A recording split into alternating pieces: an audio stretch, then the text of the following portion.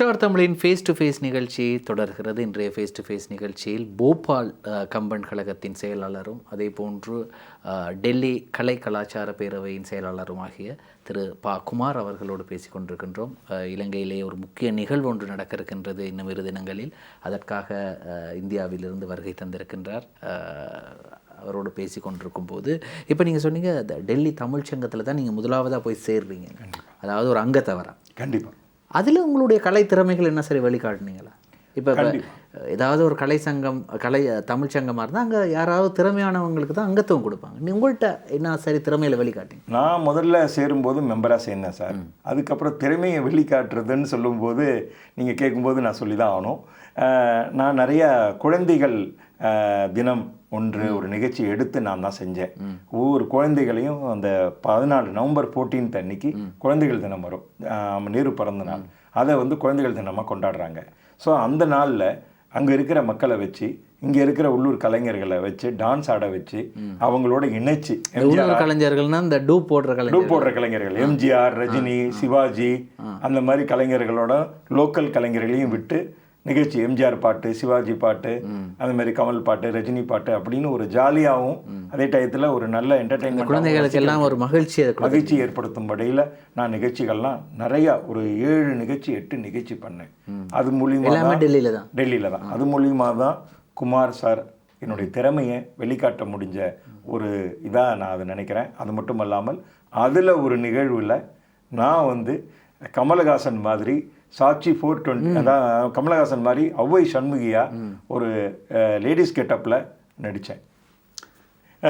இதையும் சொல்லணும். நான் ஒரு திறமையை வச்சுக்கிட்டு சைலண்டாக இருக்கிறாரு. ஸோ அதனால் ஔவை சண்முகி மாதிரி ஒரு பாட்டு சீனே நான் நடித்தேன். அதுவும் அந்த குழந்தைகள் தினத்தில். சரி. இப்போ நான் இந்த கேள்வி ஏன் கேட்குறேன் அப்படின்னு சொன்னால், இப்போ தமிழகத்தில் இருக்கிற ஆட்சிகள் இருந்தவங்க, அது ஸ்டாலின் அவர்களாக இருக்கட்டும், கலைஞராக இருக்கட்டும், எடப்பாடி அவர்களாக இருக்கட்டும், அம்மாவாக இருக்கட்டும், எம்ஜிஆராக இருக்கட்டும், உங்களுடைய டெல்லி தமிழ் சங்கத்துக்கு இதில் யார் உதவி செஞ்சுருக்காங்க? டெல்லி தமிழ் சங்கத்தில் பொறுத்த வரைக்கும் சார், இது ஒரு இந்த அமைப்பு, அதாவது இது அரசியலமைப்பு கிடையாது. அதனால் இதில் யார் வேணால் உதவி செய்யலாம். அப்படி இருக்கிற காலகட்டத்தில் இது ஒரு சமயத்தில் சில பேர் இது கலைஞர் உதவி பண்ணியிருக்காரு, இது கலைஞர் சங்கம் அப்படின்னு சில சொல்கிறாங்க. எம்ஜிஆர் உதவி பண்ணியிருக்காரு அதனால் இது அப்படி இது இல்லை. இது டெல்லி தமிழ் சங்கம் 1947 ரொம்ப கஷ்டப்பட்டு ஆரம்பிக்கப்பட்ட ஒரு அமைப்பு. என்னென்னா, நீங்கள் இன்றைக்கி இருக்கிற காலகட்டத்தில் வசதிகள்லாம் நிறையா இருக்குது, இன்டர்நெட்டு, மொபைல். அந்த காலத்தில் ஒன்றுமே கிடையாது. ஒரு கல்யாணத்துக்காக, ஒரு சிம்பிளாக சொல்கிறேன் சார், ஒரு கல்யாணத்துக்காக வச்சிருந்த 35,000 பணத்தை ஒரு அப்பாவுக்கு கேட்டாங்க மகள்கிட்ட, என்னம்மா பண்ணுறது, தமிழ் சங்கத்தில் பொறுப்பாளராக இருந்திருக்காரு, என்னம்மா பண்ணுறது, 35,000 தான் பணம் இருக்குது. அந்த காலத்தில் 35,000னா பெரிய விஷயம். என்ன, அந்த 35,000 பணம் என்ன பண்ணுறது? அப்பா உங்களுக்கு என்ன திருப்தியோ அதை செய்யுங்கப்பா, எனக்கு கல்யாணம் இப்போ வேண்டாம் அப்படின்னு சொல்லி அந்த பணத்தை தமிழ் சங்கத்துக்கு செலவு பண்ணி அந்த நீங்கள் சொல்லும்போது மெய் சிலிர்க்கிறது. தமிழ் மீது இருக்கக்கூடிய ஆர்வம், பற்று, கண்டிப்பாக அதனால அவருக்கு அந்த யோசனை. ஒரு தூண்லையும் ஒரு செங்கல்லையும் ஒருத்தருடைய நிலைப்பாடுகள் இருக்குது சார். அவங்களுடைய கான்ட்ரிபியூஷன் இருக்குது. தனி கட்டிடம் எல்லாம் இருக்குது. கட்டிடம் இருக்குது, திருவள்ளுவர் அரங்கம் இருக்குது, பாரதி அரங்கம் இருக்குது, தனித்தனி அரங்கமாக அமைச்சிருக்காங்க அந்த காலத்துலேருந்தே. இப்போ இன்னி வரைக்கும் சாதாரணமாக அமைச்ச ஒரு சின்ன இது இன்றைக்கி ஒரு பெரிய ஆலமரம் மாதிரி வளர்ந்து நிற்கிதுன்னா அது முன்னோர்கள் அவங்களெல்லாம் செஞ்சுட்டு போனதுனால தான் இன்றைக்கி டெல்லி தமிழ் சங்கம்னு என்ற ஒரு அமைப்பை ஏற்படுத்தி இன்றைக்கி எல்லோருக்கும் ஒரு முன்னுதாரணமாக இருக்கிறதுனா, தாய் வீடுனா எங்கள் டெல்லி தமிழ் சங்கம் சார். அதற்கு நீங்கள் சொன்ன மாதிரி நிறையா உதவிகள், கருணாநிதியாக இருக்கட்டும், அந்த முதலமைச்சர் அன்று இருந்த கருணாநிதியாக இருக்கட்டும், எம்ஜிஆராக இருக்கட்டும், நிறைய உதவிகள்லாம் செஞ்சுருக்காரு. கருணாநிதி சார் இந்த திருவள்ளுவர் சிலையை திறந்து வச்சுருக்காரு. எங்கேயோ, அதாவது கேட்பாரிட்டு கிடந்த ஒரு திருவள்ளுவர் சிலையை எப்படி இருந்ததுன்னா, கவர்மெண்ட்டில் வெளியில் ஒரு பாத்ரூம் கிட்ட இருந்த ஒரு திருவள்ளுவர் சிலையை எடுத்துகிட்டு தமிழ் சங்க வளாகத்தில் வச்சு அதை அழகுபடுத்தி கலைஞரை வச்சு ஓப்பன் பண்ண வச்சது எங்களுடைய அன்னையுடைய செயலாளர் இரா முகுந்தன் அவர்கள். அவருடைய கான்ட்ரிபியூஷன் அவர் ஒரு 8, 9, 10 ட்ரிப்பாக டேர்மாக இது வந்து எப்படின்னா சார், எல்லாரும் பர்மனெண்ட்டாக இதில் இருக்க முடியாது. 2 வருஷத்துக்கு ஒரு தடவை மெம்பரால் எலெக்ட் பண்ணணும். எலெக்ட் பண்ணாதான் நிற்க முடியும். 2 வருஷத்துக்கு இப்போ நான் நின்றுட்டேன்னா அடுத்த 2 வருஷம் நான் நிற்க முடியாது. ஸோ அந்த மாதிரி டேர்ம்ஸ் மாறி மாறி வரும். அப்பேற்பட்ட அமைப்பு இது. எல்லாம் லா அண்டு எல்லாமே பண்ணி ரூல்ஸ் படி தான் போயிட்டுருக்காங்க. ஏஜிஎம் எல்லாம் வச்சு இதை நடத்திட்டு இருக்காங்க. நல்ல பார்க்கக்கூடிய அமைப்பு சார் இது. இதனால் கான்ட்ரிபியூஷன்லாம் நிறையா செஞ்சுருக்காங்க. சமீபத்தில் நான் ஒன்று சொல்கிறேன், ஜெயலலிதா அம்மா அவர்கள் இந்த டெல்லி தமிழ் சங்கத்திற்கு ஒரு தோரண வாயில் அமைப்பதற்காக தோரண வாயில் அமைக்கணும்னு சொன்னாங்க.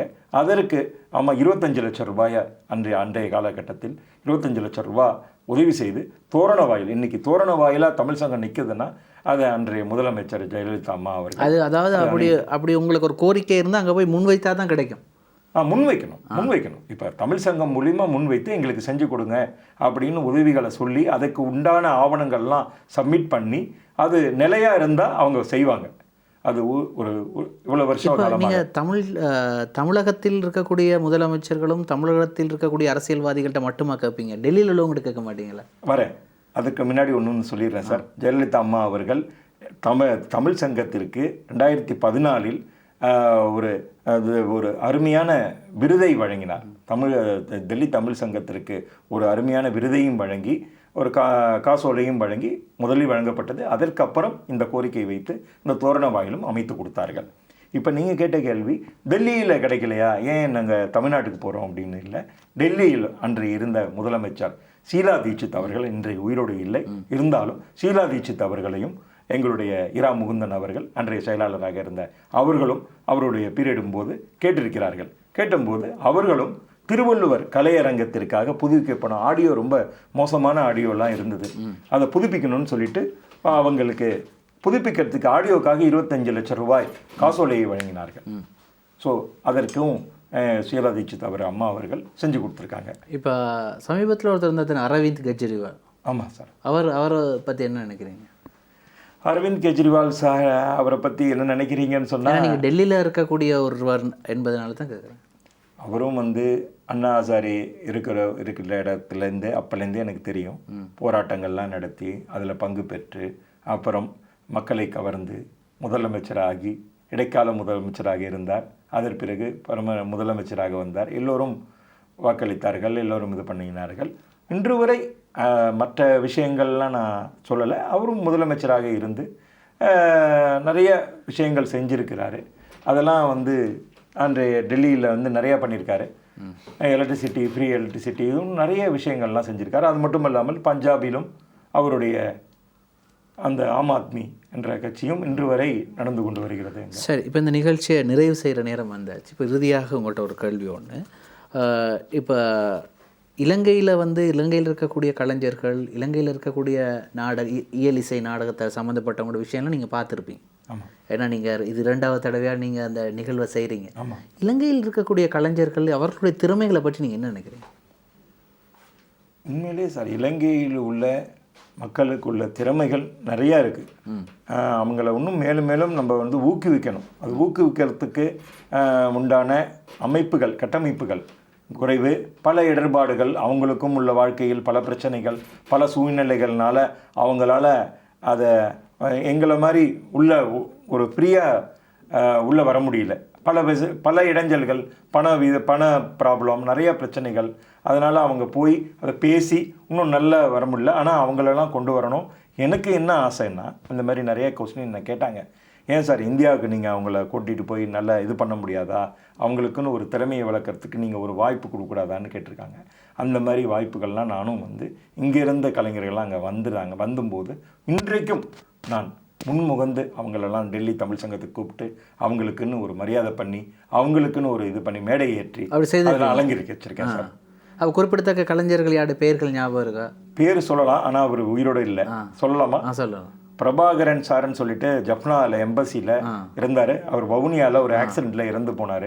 பிரபாகரன் அவர்கள் இறந்து போனார். சமீபத்தில் கேள்விப்பட்டிருக்கீங்க. குருக்களும் கூட அவர் வந்து குடும்பத்தோடு இறந்து போனார். ஒன்லி ஒரு ஒய்ஃப் மட்டும்தான் இப்போ தப்பிச்சிருக்காங்க. அந்த பேரிடரை இன்றைக்கும் என்னால் ஈடுபட முடியல. ஏன்னா நான் அவரோட எனக்கு ஜப்னா மாநாட்டுக்கு நிறைய உதவி பண்ணார். அதுக்கப்புறம் 2-3 மாதம் இந்தியன் எம்பசியில் ஒரு நல்ல பொறுப்பில் இருக்கார், பொறுப்பு அதிகாரியாக இருந்தார். என்ன ஆச்சுன்னா அவர் என்னோட தான் இருந்தார் கடைசி வரைக்கும். அவர் இந்த அமர்நாத், இந்த இதெல்லாம் பத்ரிநாத் நிறைய இடத்துக்கு போயிட்டு அங்கே டெல்லி வரும்போது என்ன தான் கான்டாக்ட் பண்ணார். நான் வந்து நிறைய உதவிகள்லாம் செஞ்சேன், அவர் கூடவே இருந்தேன். அவர் கூடவே இருந்து ஃபோட்டோ அந்த பயணம் போயிட்டு வரும்போது தான் இந்த சம்பவம் ஏர்போர்ட்லேருந்து வரும்போது, ஏர்போர்ட்லேருந்து இங்கே இலங்கை டெல்லியிலேருந்து சென்னை வந்தார், சௌரியமா வந்தார். சென்னையிலேருந்து நான் ஃபோன் பண்ணும்போது அவர் ஃபோனை எடுக்கலை. நான் நினச்சேன் வீட்டுக்கு போயிட்டு ஃபோன் பண்ணுவார்னு நினச்சேன். ஆனால் அதுக்கப்புறம் இந்த செய்தி கேட்டோன்னா எனக்கு நான் அன்றைக்கும் என்னுடைய வேலைக்கே போக முடியல. அந்த அளவுக்கு அவர் வந்து நீங்கள் சொல்கிற மாதிரி அவர் டெல்லி வந்து எங்கள் டெல்லி சுற்றி பார்க்குறது இருக்கட்டும், தமிழ் சங்கத்தில் மேடை ஏற்றி அவரையும் அவங்க ஒய்ஃபையும் பேச வச்சேன்.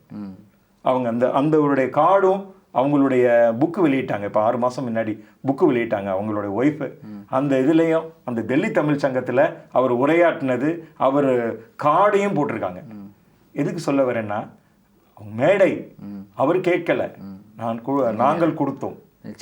அதுமாரி பல பேரையும் மேடையேற்றிருக்கிறோம்.